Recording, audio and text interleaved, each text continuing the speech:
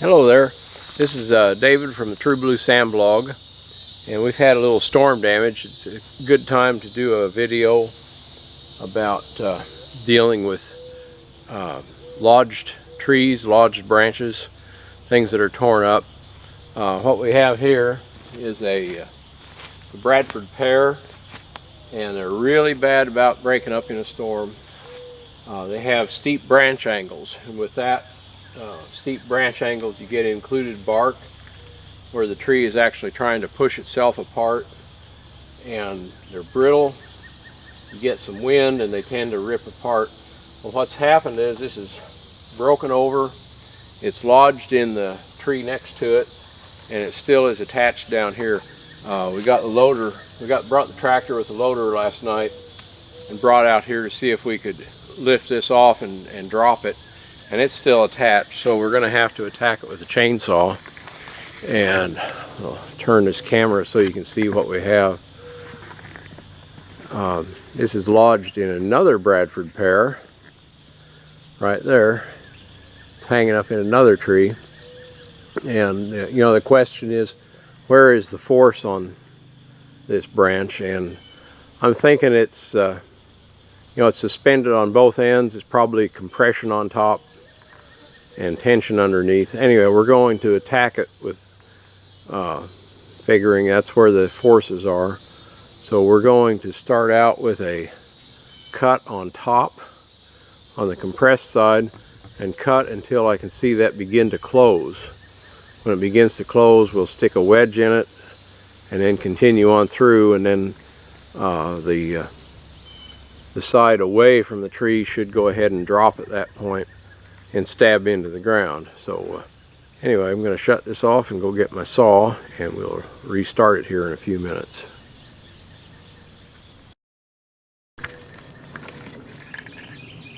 Are you recording? Okay, just to repeat what we're going to do, we'll start cutting this on top. We're pretty sure this is the compressed side up here. As we cut down, when we get down a ways, we should see that begin to close. When we see that happen, then we'll put a wedge in, keep that open, and then I'll continue cutting through the bottom, and this will drop. And we've moved the camera back, so my lovely assistant Susan, operating the camera, is back out of range of anything hitting her. She's zoomed in on it, so we'll crank up and see how this goes.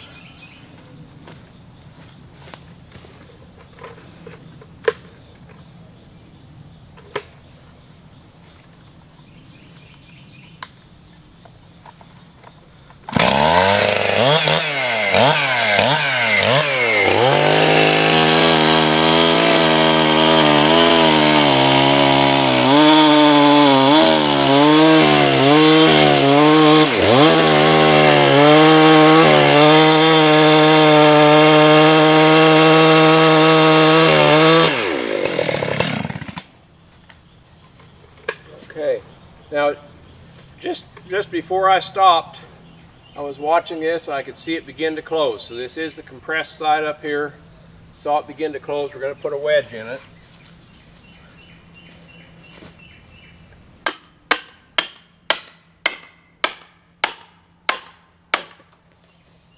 That keeps it open, and what we'll do now is complete the cut by going through. This will spear into the ground.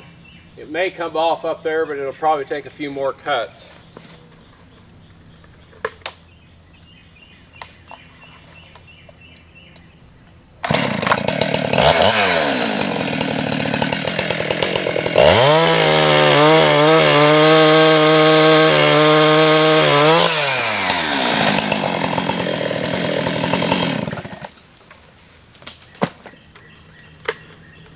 Okay, what we're going to do now is we're going to cut about here, do that same thing again, and the top pretty well stuck, so it made it swing down away from here.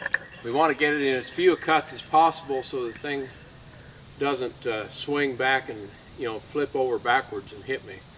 So we're going to come up here, do another one just like we did. We know this is the compressed side up there and tension side under here.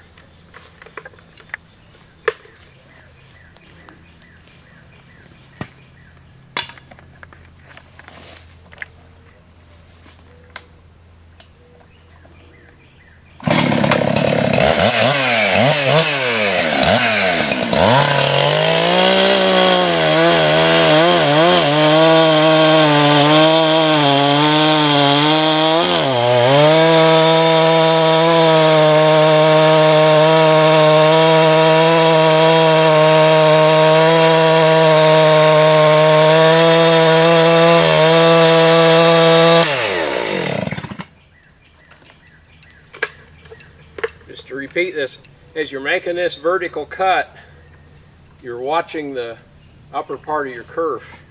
When you see that begin to close, that's when you stop, get your wedge, pound it in. Now we're ready to punch on through the bottom.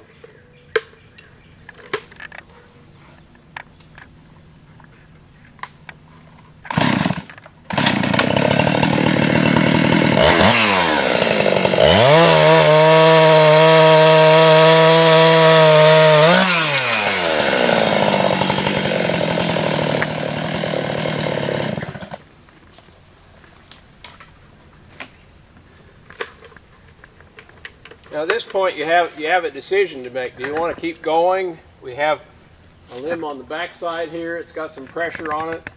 You want to keep going. The next time it's going to become almost vertical. And if you don't have any equipment, that's about your only choice. Or you could get a rope on this, pull this with a tractor. What we'll do next to get this down, I think, rather than take a chance on this spearing in vertically and falling on us, we'll get the tractor with the loader and we can push this off of the other crown and get it on the ground without any danger. So that's where we're at right now. So we'll go get the tractor and see if we can push it over.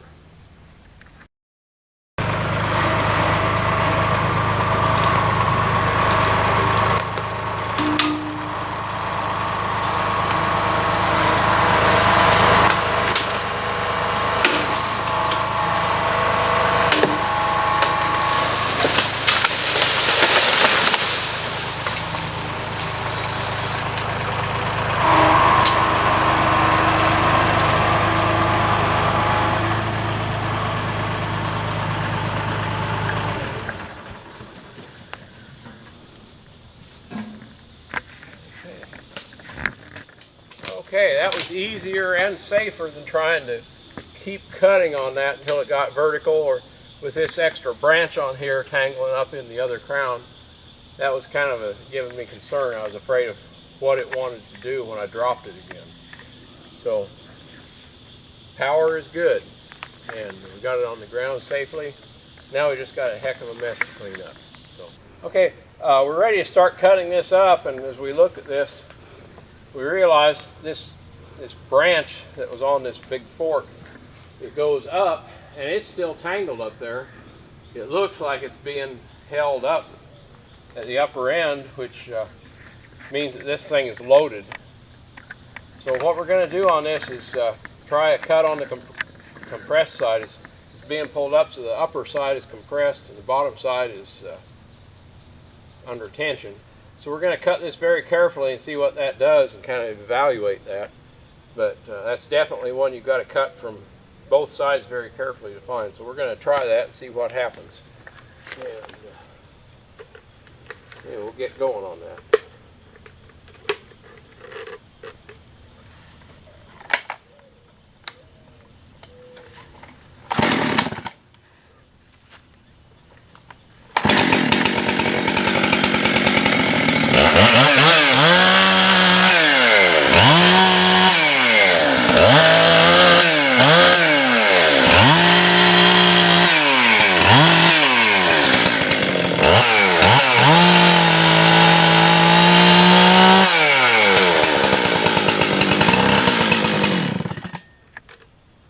As I started that cut, I'm about halfway through, and I can see that closed up. It's definitely got a lot of back pressure. So I'm going to cut this from the bottom side now, and I'm going to go down the branch from that first cut, so when it breaks loose it won't try to pull my saw with it.